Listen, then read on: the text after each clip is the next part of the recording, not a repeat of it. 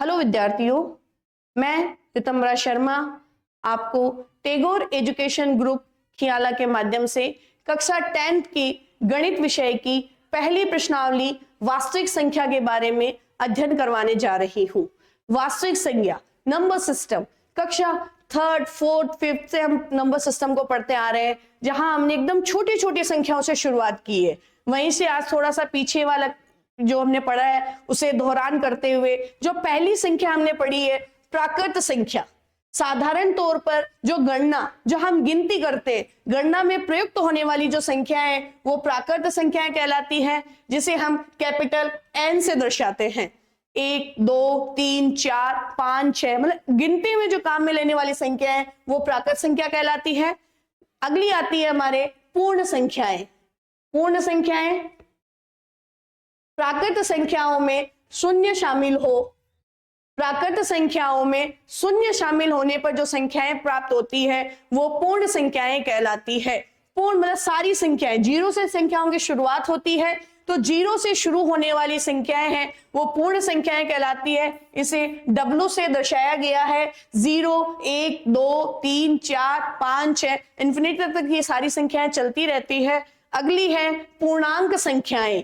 पूर्णांक संख्याएं की प्राकृत संख्याओं में शून्य के साथ, प्राकृत संख्याओं में शून्य के साथ उसके ऋणात्मक मान भी शामिल हो तो, ऋणात्मक मान भी शामिल हो तो वे पूर्णांक संख्याएं प्राप्त होती है। इसे नंबर रेखा द्वारा प्रदर्शित किया जाता है, जिसके बीच का जो मान होगा वो हमेशा 0 होगा। 0 के आगे जैसे जैसे जाते जाएंगे सारे मान धनात्मक प्राप्त होंगे। +1, +2, +3, +4। वो पीछे वाले जो सारे मान होंगे वो -1, -2, -3, -4 ऐसे चलते हैं। आगे चलते हैं, जो हमारी अगली संख्या है परिमेय संख्या। अगली संख्या है परिमेय संख्या, कि जब कोई संख्या P/Q के रूप में व्यक्त की जा सके, बट्टा के रूप में जो संख्या व्यक्त की जा सके, जहां P और Q दोनों ही क्या हो, पूर्णांक हो। जैसे हमने आगे पढ़ा था, पूर्णांक संख्याओं में 0 धनात्मक मान और ऋणात्मक मान सारे मान शामिल होते हैं, जहां Q की वैल्यू कभी भी 0 नहीं होती।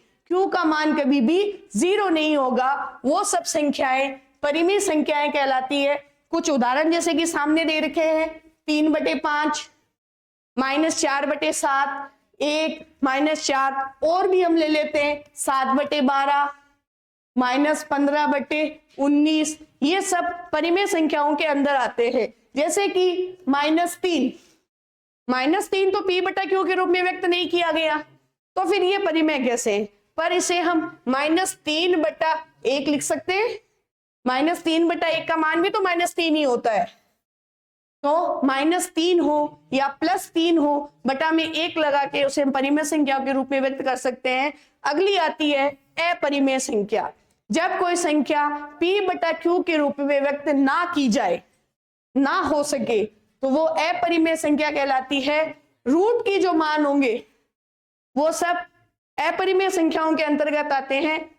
अगला आता है हमारे कि ये तो थी परिभाषाएं, जैसे कि धनात्मक पूर्णांकों को दो अति महत्वपूर्ण गुण हैं। कक्षा 10 के विद्यार्थी ध्यान देवे, ये 2 महत्वपूर्ण गुण कक्षा 10 के सिलेबस में बहुत इंपॉर्टेंट है। पहला है यूक्लिड विभाजन एल्गोरिथम, जिसे कलन विधि भी कहते हैं, और दूसरी है अंक गणित की आधारभूत प्रमेय। अंक गणित की आधारभूत प्रमेय। अभी जो सिलेबस में ये टॉपिक बहुत इंपॉर्टेंट है। यूक्लिड विभाजन एल्गोरिथम सिलेबस में नाम आ रखा है, तो इसके लिए थोड़ी सी इसकी जानकारी ले लेते हैं। यूक्लिड विभाजन एल्गोरिथम, विभाजन वर्ड आ रखा है, विभाजन वर्ड आ रखा है, तो ये विभाज्यता से संबंधित है, कि यह पूर्णांकों की विभाज्यता से संबंधित है। किसी भी एक संख्या में दूसरी संख्या का भाग लगाएंगे तो जो विभाजन है उससे संबंधित है। यूक्लिड विभाजन एल्गोरिथम यह कलन विधि से भी जाना जाता है। एक धनात्मक पूर्णांक A को किसी अन्य धनात्मक पूर्णांक B से विभाजित किया जाए तो जो शेषफल R प्राप्त होगा वो B से क्या होगा, छोटा होगा। अगला है हमारे अंक गणित की आधारभूत प्रमेय। यह पूर्णांकों के गुणन से संबंधित है। यह जो विधि है वह पूर्णांकों के गुणन से संबंधित है कि प्रत्येक भाज्य संख्या को एक अद्वितीय रूप से, प्रत्येक भाज्य संख्या को अद्वितीय रूप से अभाज्य संख्याओं के गुणनफल के रूप में व्यक्त किया जा सकता है। किसी भी भाज्य संख्या को अभाज्य संख्याओं के छोटे छोटे टुकड़ों में बांट के जो व्यक्त किया जा सकता है वह अंकगणित आधारभूत प्रमेय के आधार पर है, तथा यह गुणनखंड अभाज्य गुणनखंड के आने वाले क्रम के लिए अद्वितीय होता है। यह जो क्रम हम आरोही क्रम रखते हैं छोटे से बड़ी संख्या की ओर, उदाहरण के तौर पर 1771, इसका हम अभाज्य गुणनखंड करते हैं 1771। पहले से 7 से विभाजित करेंगे, 7 से विभाजित करेंगे तो देखो 2 बार जाएगा, 7 दूनी 14, शेषफल कितने रहेंगे 3, 7 37, 7 5 से विभाजित हो जाएगा 35, पीछे शेष कितना रहेगा 2 और ये 1, 7 ये 21, 253 बार। अब ये 11 से विभाजित हो जाएगा, 11 दूनी 22, 3 शेष रहेंगे 33, 11 ये 33, 23 एक अभाज्य संख्या है तो 23 को 23 से विभाजित करेंगे 1, तो इसका देखो अभाज्य गुणनखंड है 7 गुणा 11 गुणा 23। ऐसे ही अगला उदाहरण है 5313, जिसके अभाज्य गुणनखंड सामने दे रखे हैं 3 गुणा 7 गुणा 11 गुणा 23। अगला है किन्हीं भी दो धनात्मक पूर्णांकों a और b के लिए दोनों संख्याओं का जो HCF है और जो LCM है, इन दोनों का गुणनफल संख्याओं के गुणनफल के बराबर होता है।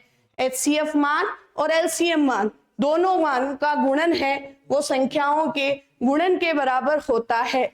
यह जो अंकगणित की आधारभूत प्रमेय हमने अभी पढ़ी है, इसमें दो संख्याओं का बार बार में रिवीजन हो रहा है कि भाज्य संख्या और अभाज्य संख्या। तो उसके बारे में थोड़ा सा बता देती हूं कि भाज्य संख्या और अभाज्य संख्या किसे कहते हैं।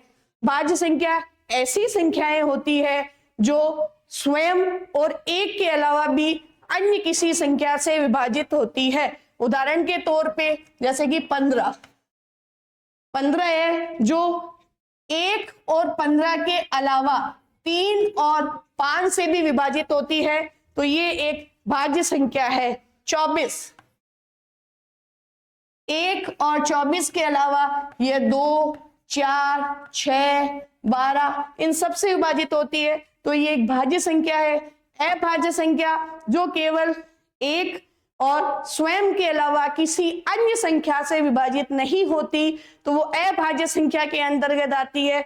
उदाहरण के तौर पे 17, 19, 23, 11 ये सब अभाज्य संख्याओं के अंदर आती है। जो हमारे से ये है वास्तविक संख्या, जहां से हमने शुरू किया था। इसे समझने के लिए पहले हमने छोटे छोटे सारे नंबर सिस्टम सीखे। अब यहाँ देखो वास्तविक संख्या किसे कहते हैं।